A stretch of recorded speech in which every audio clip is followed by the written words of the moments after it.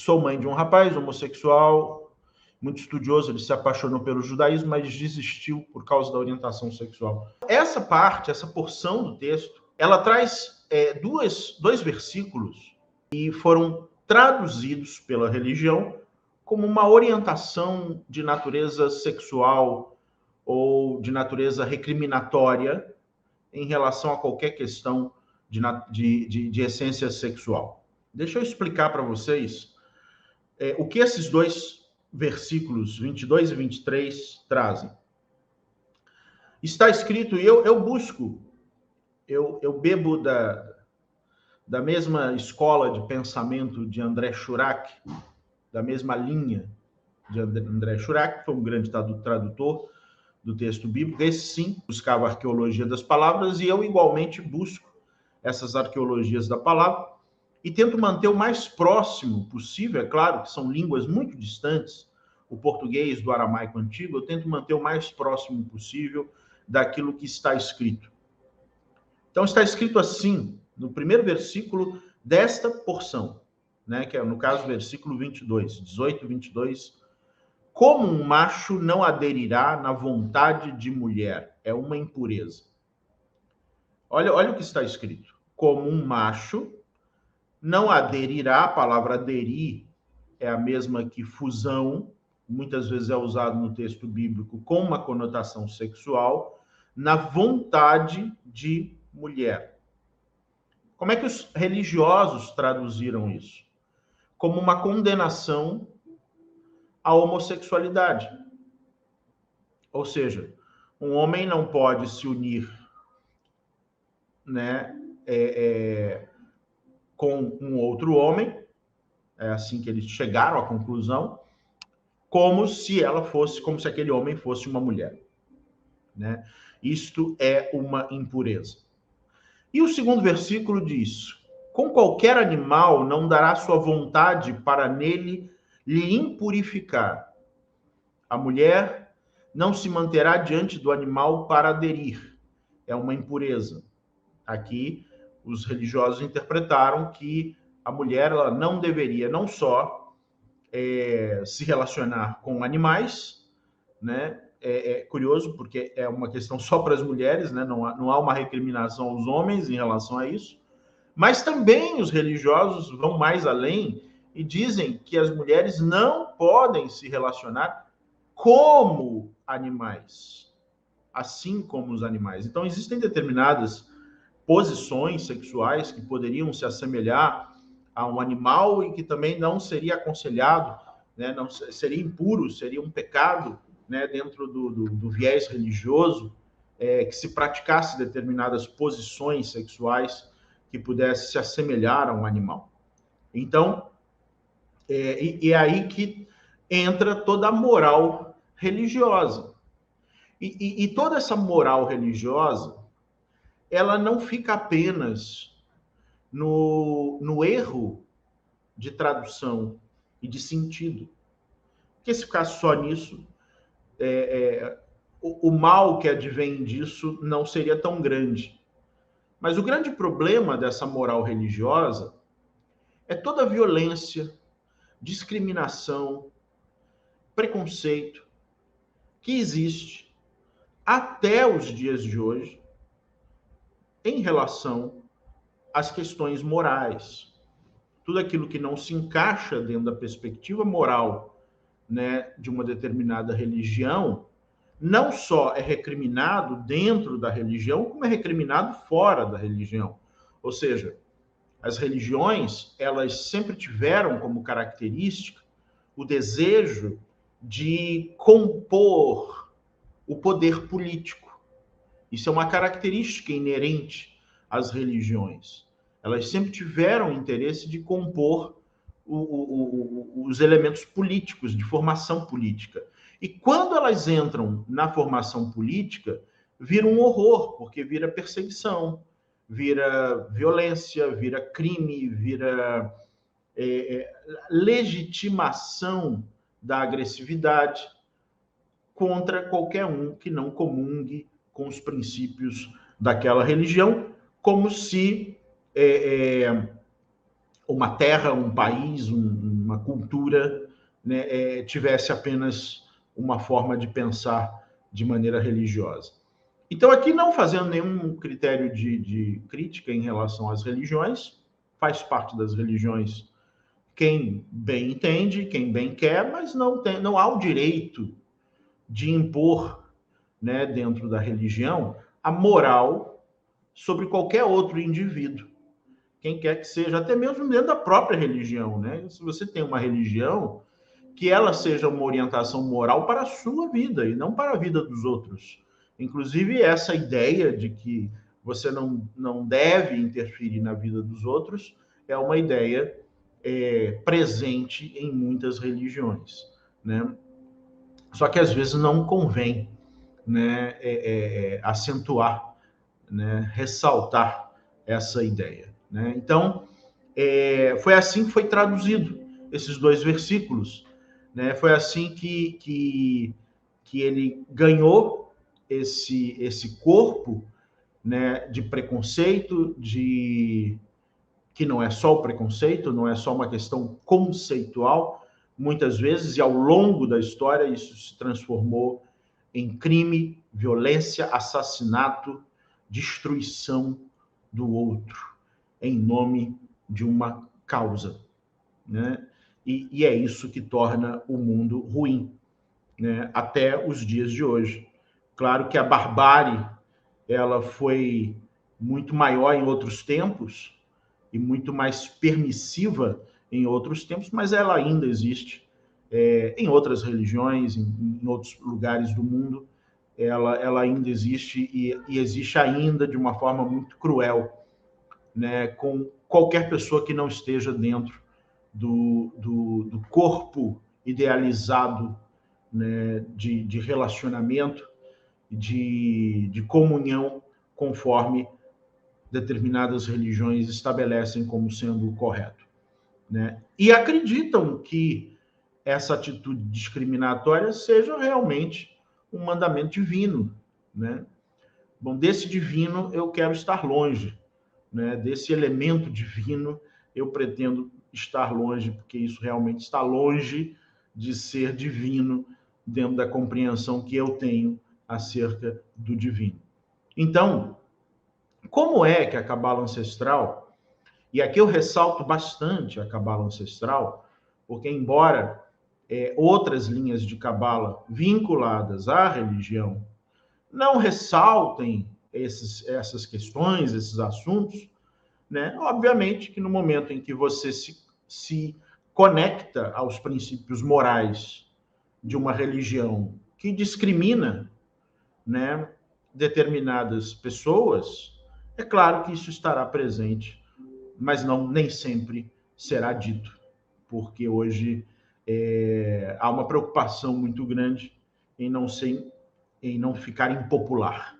Então, é muito importante que a gente saiba disso, né? É muito importante que a gente tenha essa compreensão para que a gente compreenda que falar de espiritualidade sempre foi falar de política. E quando eu falo de política, eu não estou falando de partido, estou falando de polis, né? Eu estou falando de convivência, de partilha de convivência, né? O texto bíblico é, sim, um texto político.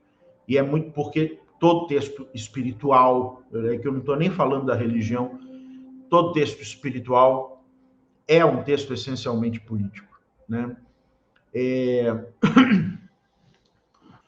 Sim, porque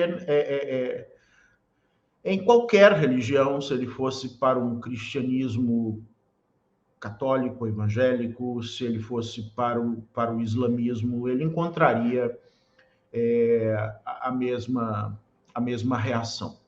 Em alguns lugares, em algumas variantes, você tem permissividades maiores, você tem um certo cuidado em falar sobre isso, mas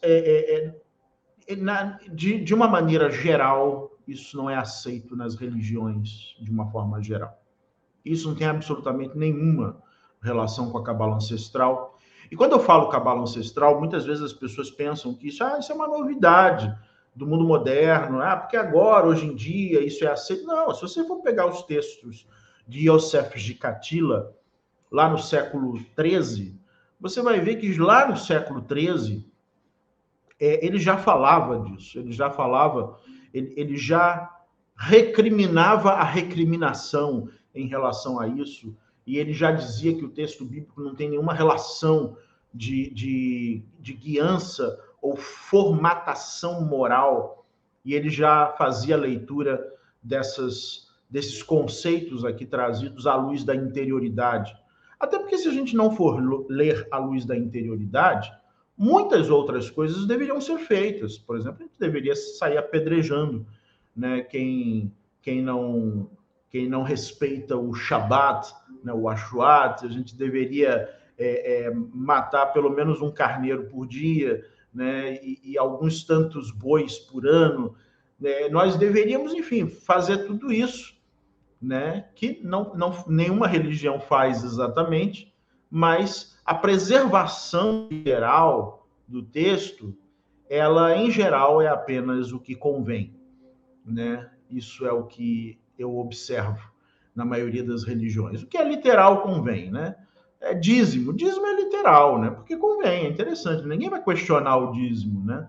Ninguém vai dizer, não, dízimo é a luz da interioridade, né? É difícil você encontrar alguém que diga isso nas religiões, porque convém, né? Convém. Não, dízimo não, tá lá, tá escrito, é literal, né? Então, dízimo é literal, né? Mas outras tantas coisas não são, né? Então, é tudo muito o que convém. Bom,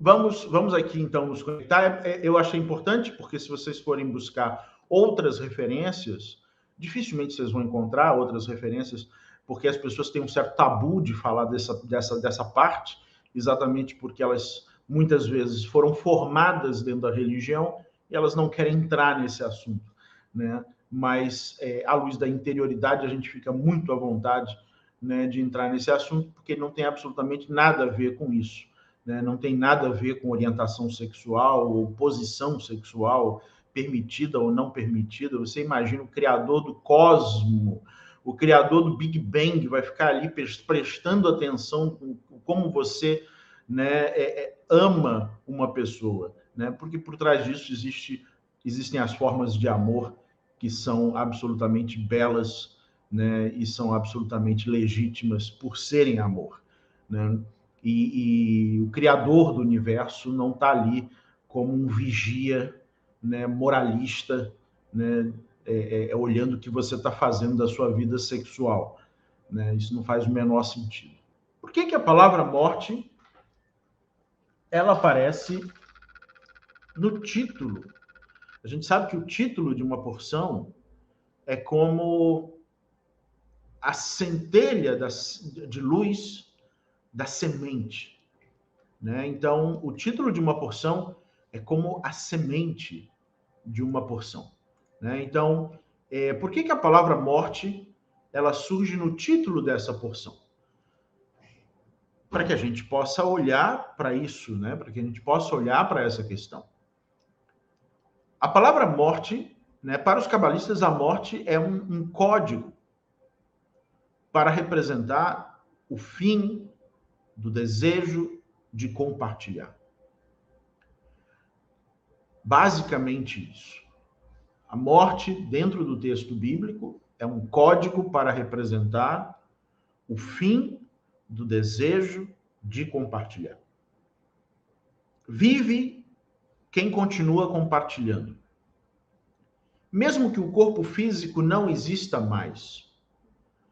Eu posso dizer tranquilamente que Moisés vive, porque estamos aqui lendo, estudando um texto deixado por ele. Então, ele continua contribuindo, ele continua compartilhando, mesmo que a sua existência física não esteja mais presente entre nós.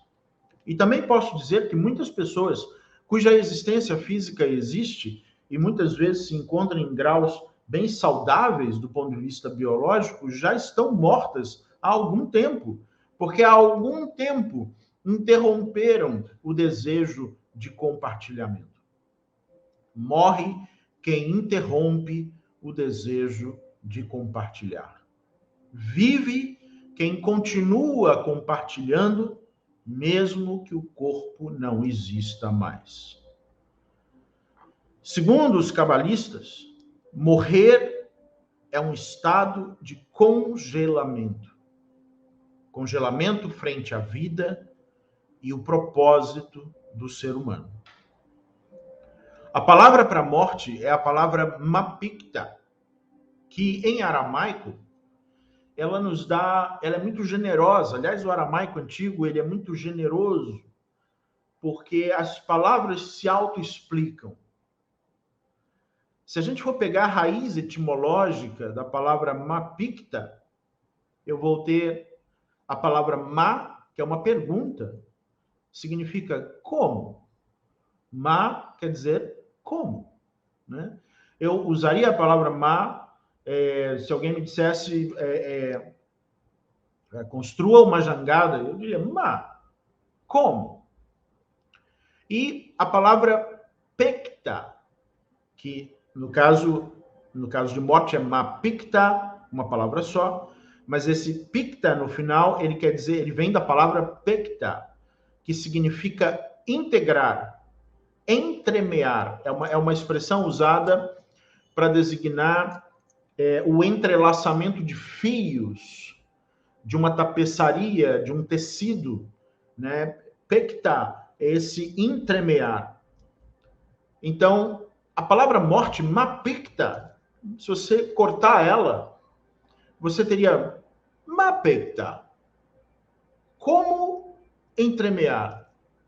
Como integrar? Trata-se de uma pergunta, uma indagação. Como integrar?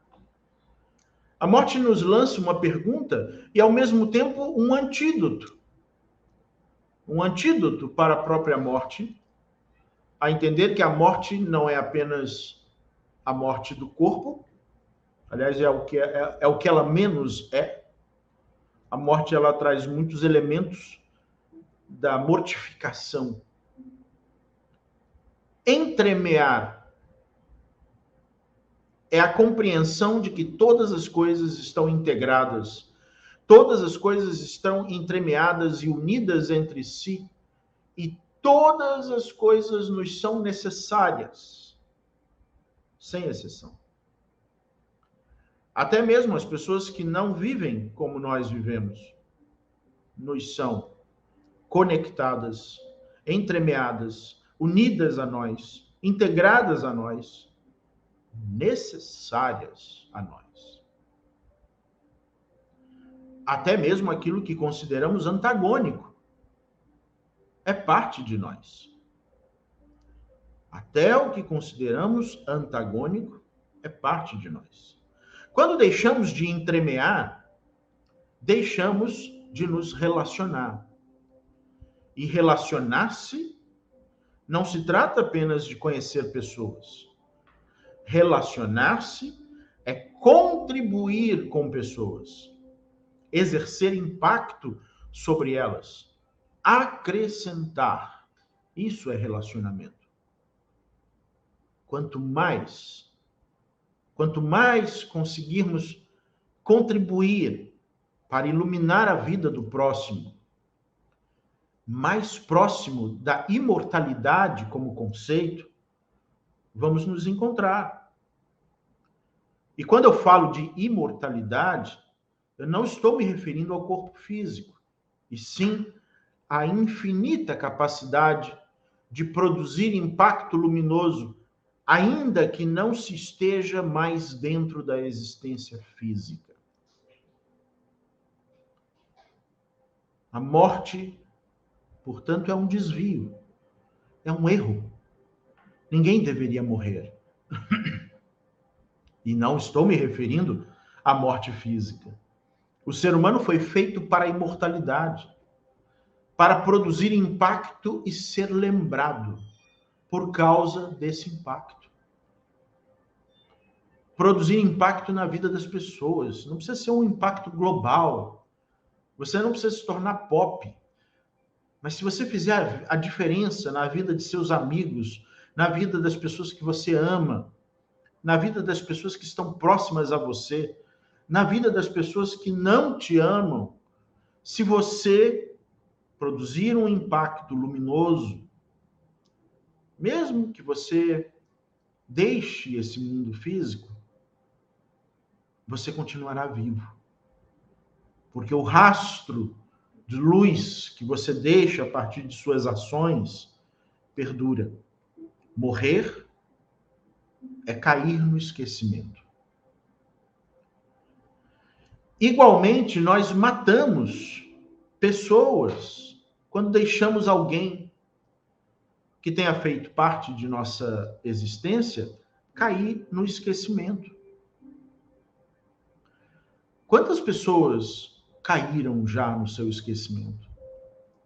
Quantas pessoas que deixaram algo luminoso em você? Quantas pessoas que já passaram pela sua vida? A indiferença é uma forma de homicídio. O que significa essa expressão depois da morte? Ela não se refere à reencarnação conforme a grande maioria compreende. Para a cabala ancestral, depois da morte vem o renascimento. Depois da morte devemos renascer, ressuscitar. Ressurreição é um estado de renascimento em vida. E mais uma vez, as religiões contribuíram para nos distanciar dessa sabedoria. E muitas pessoas até hoje acham que a ressurreição dos mortos é quase um filme de zumbi, onde as pessoas vão sair dos túmulos e vão reconstruir a vida delas. A ressurreição é algo muito mais profundo que isso. A primeira coisa que a gente tem que compreender é o quão morto nós estamos. Estamos mortos na medida em que não compartilhamos tanto quanto gostaríamos de compartilhar, ou quanto deveríamos compartilhar. O quão morto cada um de nós estamos. Depois de constatar sua própria morte, que é a negligência do quanto você não impacta vidas e pessoas, o que deve vir? Desejo da ressurreição, de ressuscitar em vida mesmo. Uma capacidade de reverter uma tendência de morte, uma tendência de mortificação, e transformar isso em vida novamente, em sentido, em desejo de compartilhar, em desejo de contribuir, em desejo de acrescentar a esse mundo e a essa existência o seu rastro de luz. A morte se expressa de diversas formas, entre elas a solidão. A solidão, para a cabala, é uma forma de morte. O ódio que nos toma, o ódio que cria ruptura nas relações, é uma forma de morte. O antagonismo que corrói as fraternidades é uma forma de morte. A escassez, ainda que seja escassez material, é uma forma de morte.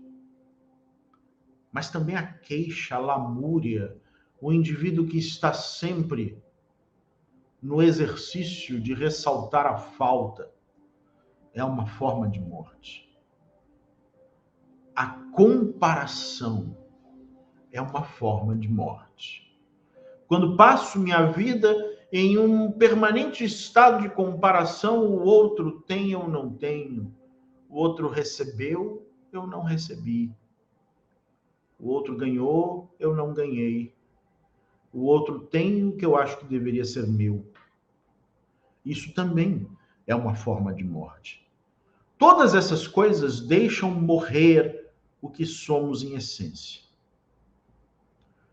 Todas essas coisas paralisam, congelam o ser humano em sua vida.